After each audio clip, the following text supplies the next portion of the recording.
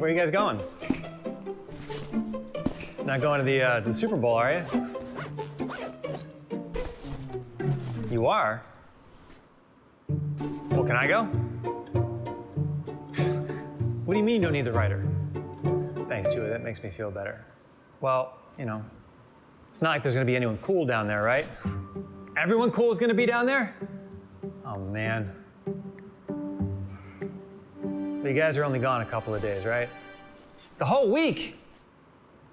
Unbelievable. Well, have fun, I guess.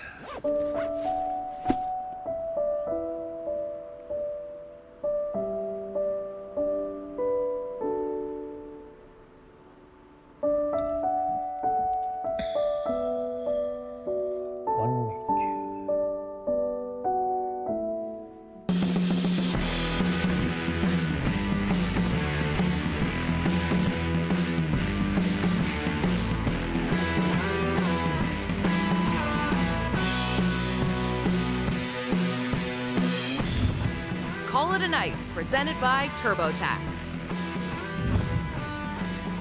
Welcome on in at Call It a Night, the sports show that doesn't understand what that Bible verse in your bio means. I'm your host, Julie Stewart-Binks, and guess what, folks? We're going to Miami. Yes, sir. We're off to Miami, Florida, ahead of the Super Bowl to soak in the sights and sounds, interview the biggest names in football, your favorite broadcasters, play some fun games, eat Cuban sandwiches, smoke cigars, sip on some Miami Vice, and at some point, there will be a football game allegedly played between the Kansas City Chiefs and San Francisco 49ers. But before we blow an entire year's show budget in just 1 week, let's dive into tonight's headlines.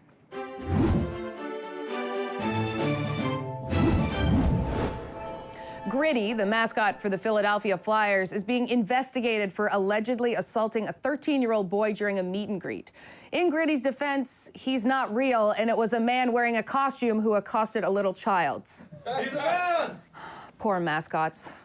Retired Yankees shortstop Derek Jeter missed being unanimously elected to the Hall of Fame by just 1 vote. Jeter didn't mind this, however, because he got to save money on one less gift basket. Oh man.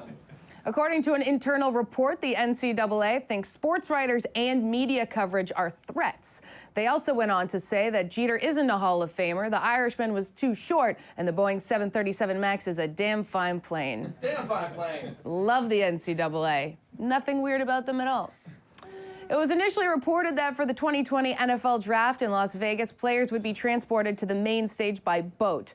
The players who aren't selected will be drowned. Ooh. It sounds like an idea I would suggest to my executive producer, Mike Ganji, and then he would have a meltdown 10 seconds later. Major League Baseball says they will test using robot umpires during spring training this year. Way ahead of you, said the Astros. Oh, cheers! Robot. Last week, Browns wide receiver Odell Beckham Jr. underwent surgery to fix his injured hip and groin.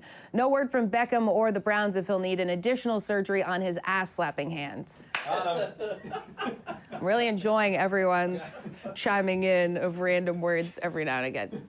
During the final seconds of Tuesday night's Kansas Jayhawks-Kansas State Wildcats game, a bench-clearing brawl broke out and spilled into the stands. Jayhawks coach Bill Self said there will be consequences for his players, such as actually having to show up for class and not getting the test answers the day before. Oh, rock jock. College sports. This year's NBA Slam Dunk Contest will see a familiar face with the return of former champ Dwight Howard. Fans are excited to see Howard because they didn't realize he was still in the NBA. Oh, Superman returns! That's it for the headlines. They're printed.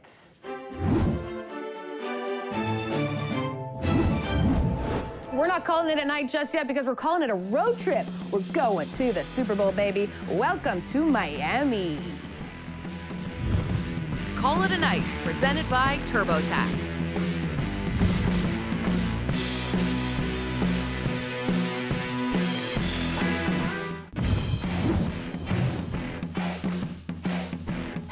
Call It a Night, presented by TurboTax. Welcome back to Call It a Night. We're taking our show south to Super Bowl week, where we'll be working overtime to get you the biggest interviews and show you a taste of Miami, all while rocking a mad hangover. For more, let's send it south.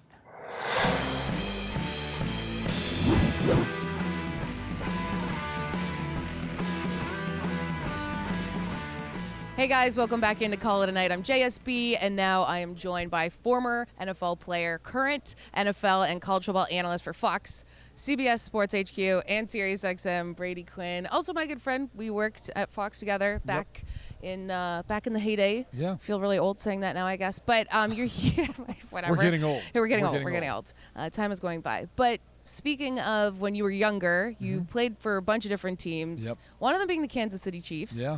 And Not a good year, but we did play there for a year. Yeah. you did. And I mean, like you're in the city, you were sort of around that fan base. Now that they're here with a chance to do something that they haven't done in 50 years, what's that like for all of us who don't know that scene? Yeah, you know, we were probably there at the bottom of maybe one of the lowest points of that organization. You know, the Hunt family is an incredible family, obviously a long history with Lamar, and really the NFL being what it is today, like wouldn't without Lamar. Mm-hmm. And so just from being there and being a part of like a really low point, understanding, you know, just how far we needed to build to go back up. And I had a couple injuries in the end of the season, so I got to come back, talk with Coach Reed, talk with their training staff and all that. You got such a sense of like the direction that they were headed, and every single thing he said, we already sat down and talked for about 10, 15 minutes. Everything he said, I was like, man, I want to be a part of this because this team is going to be something special moving forward. And now, granted, I was a free agent. It didn't work out that way. I ended up going to Seattle after that. But, you know, seeing like just his vision and what he was bringing there, you knew it was everything like they needed at that time. And sure enough, now it's really evolved into a Super Bowl trip, what could have been a Super Bowl trip last year, Right. had they won the coin toss in overtime. But it's awesome to see. And then really for Chiefs Kingdom, too. It's a great fan base, like one of the best out there. Yeah, well, there's a lot of hype around them right now, of course, you know, for a good reason. Patrick Mahomes has been quarterback, yeah. lights out. So what do you make of the hype around Patrick Mahomes and then also sort of the flack that Jimmy Garoppolo seems to be just stepping in every single day? Yeah, I mean, I think that the reason why Patrick gets so much credit, and rightfully so, is, you know, he's special whether the play was working or not. You know, he can make something out of the play and something, you know, out of nothing. With Jimmy, it's more if he works within the confines of the offense. And so you kind of sometimes feel like, and there's probably a lot of people out there who sit back in the chair and they're watching, I could do that. I can make that throw. And I think that's where they're underestimating like how good Jimmy has played this year and like how tough it is to play quarterback in the NFL. But I you would know a thing or two about that. Yeah. And I think it speaks to just the contrast between the two players. I mean, Patrick he's an entirely different talent. Like we've never seen something like him in the NFL. Like you're talking about a generational talent as far as his arm ability and just the way he processes and sees the game. Mm-hmm. It's very rare. Now, outside of the Super Bowl stories, today Jay Glazer mentioned that the Chargers are reportedly moving on from Phillip Rivers. What do you think happens next? I think the tough thing is they're strapped for cash, right? They have been selling PSLs for the new stadium, so they don't have a ton of money. They're going to have a hard time signing back some of their free agents too, which makes it tough to then go get someone like Tom Brady, right? And you try to connect the dots because really the last time we could look at like an iconic quarterback in Peyton, when he became a free agent, he was able to look around. He kind of went through all his visits and ended up selecting the Denver Broncos. This could be a similar scenario where Tom does that, and I think if you look at the Chargers roster, granted there's going to be some changes, that would be very attractive, and especially considering he's a California guy. Mm-hmm. And I believe he's got a home in L.A. So it may make some sense to go to the Chargers, and it may be good for them to be able to sell more seats, more tickets, et cetera, in that new stadium, and it kind of create more buzz, more hype. Right, and then, of course, with Phillip Rivers moving to Tampa accordingly, you know, maybe he might. Do we know it's Tampa? It's somewhere in Florida. I mean, where are we right now? It's a big state. It's a big state. I'm learning that. We thought we were across the street from the convention center, which there's actually water. And, like, Tampa's like its whole – the west coast of Florida is so different than the east coast. Yeah. And then like Jacksonville, it's not even Florida. That's south of Georgia. I don't even know where. They just don't know it where yet. that is. I'm Canadian, so I can say I don't know where that is. That's terrible. But moving on to something you do know, Cleveland Browns. They now just hired their general manager Andrew Berry today. He's younger than both of us. Is he? I don't know. How old are you? No, I'm 32. How many years young? He's 32. You're the same age.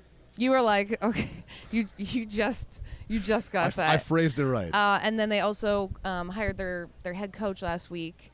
And what do you like? You've been in that organization. Like, why is it such a house of horrors? Because of ownership.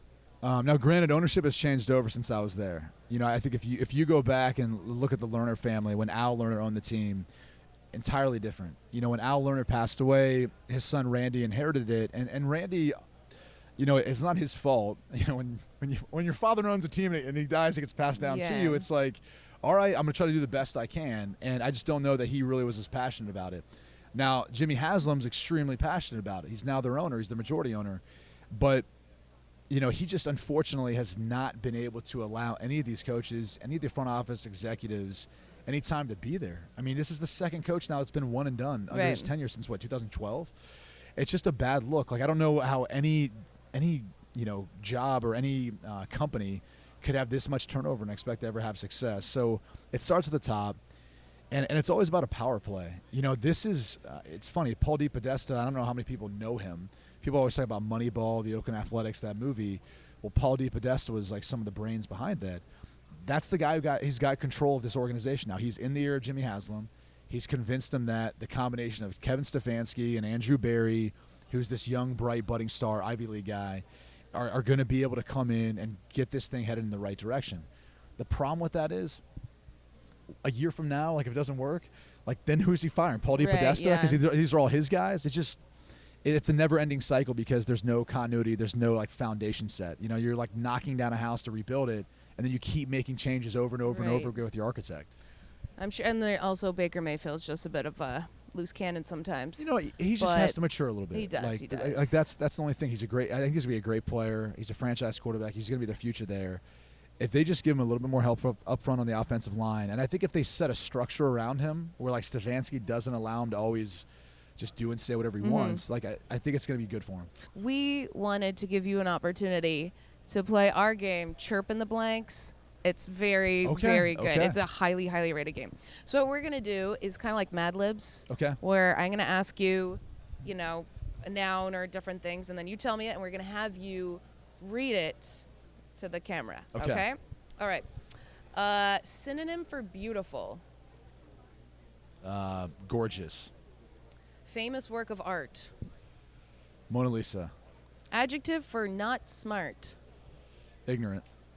Okay. Here we go. Hey, Jimmy G, you're too gorgeous for football. We want to watch the NFL on Sundays, not the Mona Lisa. Just handing off the ball. Stop being so scared to get hit. You ignorant model. Is this like a New England accent? That's some fighting words. Is this a New England accent? That is some fighting words. We are going to do a prediction for the game.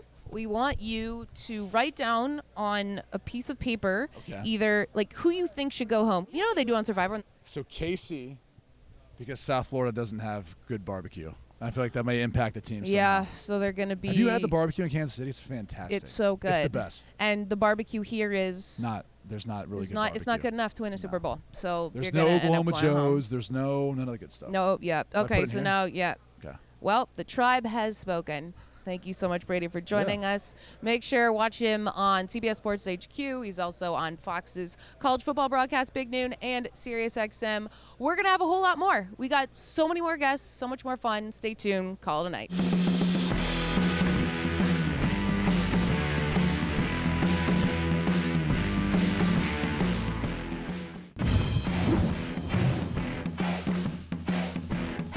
Call It a Night, presented by TurboTax. Welcome on back to Call It a Night, the show that's usually stationed in this studio, but not today. We're on the ground in Miami, talking to the biggest names in football, the hottest stars, and showing you all the fun that Miami has to offer, which is a lot.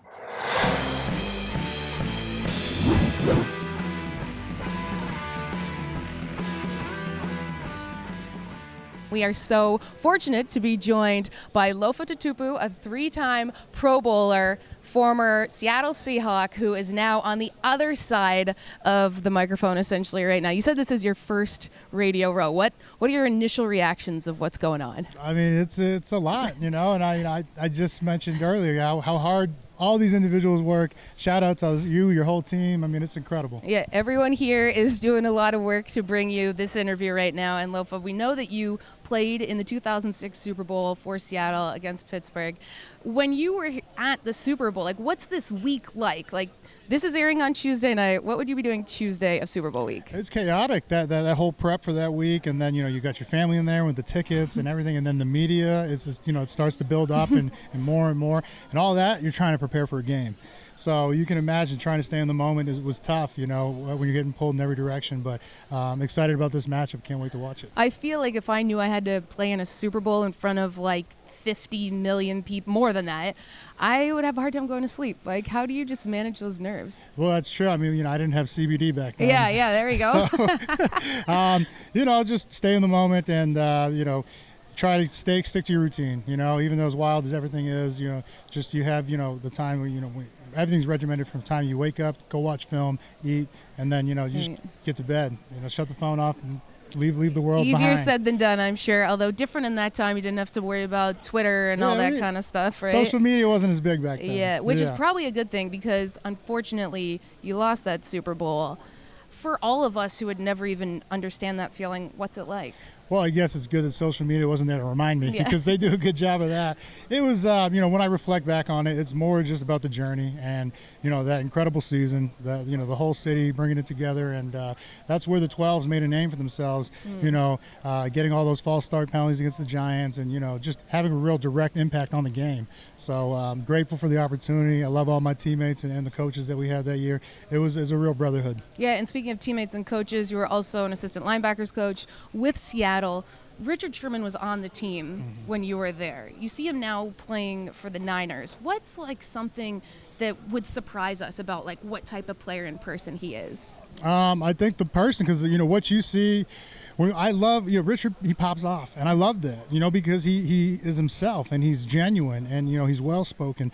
But, what would surprise you is how much he cares about the man next to him and his teammates. And in the community, you see all the work that he does, in charitable, organizations. He is a phenomenal human being. And he has been defending his quarterback, Jimmy Garoppolo, in the media this week. We got Jimmy Garoppolo. We got Patrick Mahomes. Who would you want to go up against? Well, I had this question earlier. Definitely wouldn't want to go up against either of them. I'm not going to take the politically correct answer here, but can't hit quarterbacks anymore. Yes. So, it's no fun going against those guys. But Mahomes and that no-look pass, I don't know how you defend it. So that's the guy I'm going to choose not to go up. No offense, Jimmy G. I think you're phenomenal. Keep doing your thing. But, yeah, Mahomes, no thank you. Yeah, he is pretty stealth with a lot of those passes. So you're working with Zone In CBD. Yeah, there we go. Get the plug out there. I've never tried CBD, but after reading your bio and your one sheet and all that stuff, I'm like, man, this seems like just a remedy for everything. I feel like I could go back out there and play.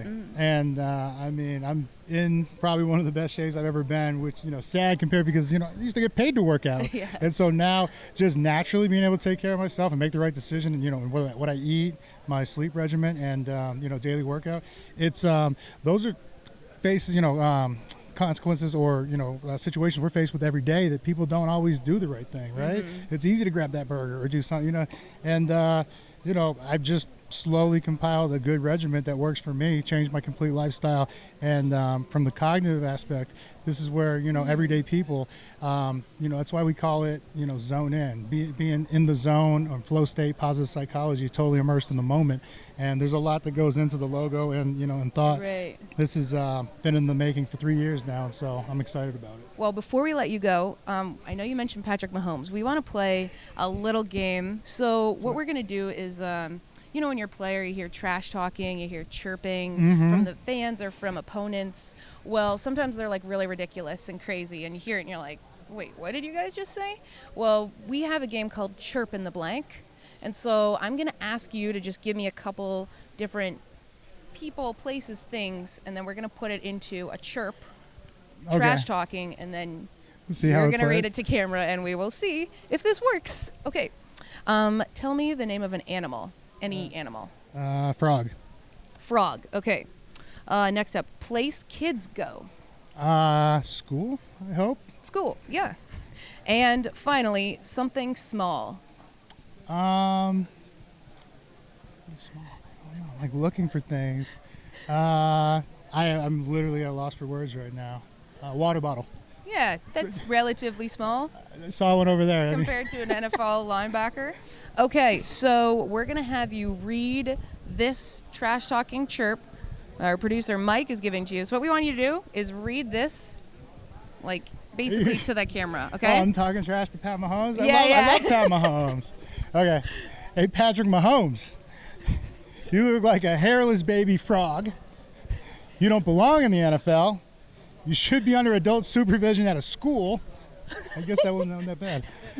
Grow up, you little water bottle. Hey, what a chirp. Man, take that, Patrick Mahomes. Hope that hurt your feelings. Grow up, you water bottle. See, you always win. You always win with Matt Lips. That wasn't that bad. It's good. That It's wasn't good. that bad. Chirps. We chirp. Okay, so before we let you go, last final thing. Obviously, we have a big game. We're all here for the big game, the Super Bowl on Sunday. And for that, we want to get your prediction, but we're going to do this a la a very popular TV show, Survivor. I'm sorry, but defense wins championships. So, KC, you're going home a loser. I know the feeling. You're going to be all right. You still have time to do it next year. But defense wins championships, and San Fran's coming home with the title. All right. Thank you so much. Thanks for Lofa having me. Tatupu, of course, 3-time Pro Bowler for the Seattle Seahawks. And, guys, we have so much more to come from Radio Row. Don't go anywhere. It's Call It a Night. We're calling it a Super Bowl.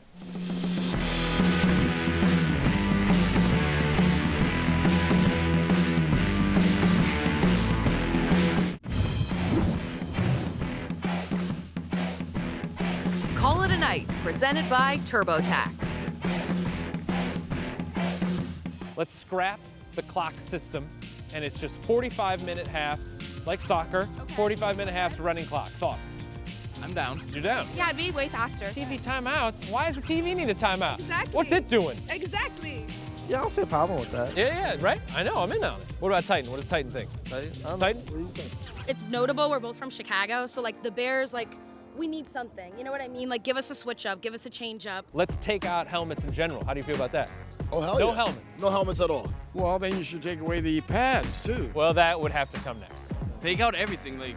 Take out everything. Boxers. Okay, just boxers. And, like, yeah. Your friend here says that it's going to be football players wearing boxers or briefs, whatever their choice is. It's going to be just a mess of flesh out there. We change up overtime completely. The team's kickers alternate turns.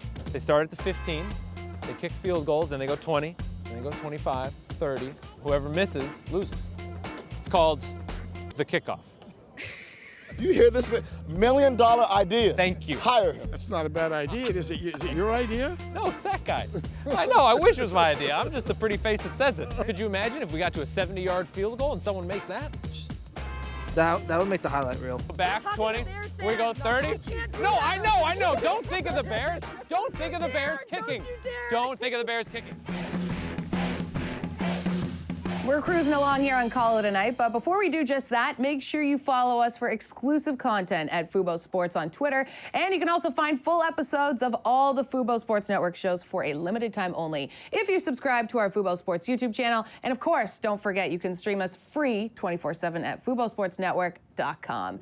And catch more of our fun from Miami during Super Bowl week as we salsa, sip, sun our way through tons of awesome interviews with all the big names in football, and we'll probably make them do some silly things. You don't want to miss it. See us back here, same time Thursday for our Super Bowl shenanigans. And remember, folks, however you may be calling it a night, make sure it's a good one.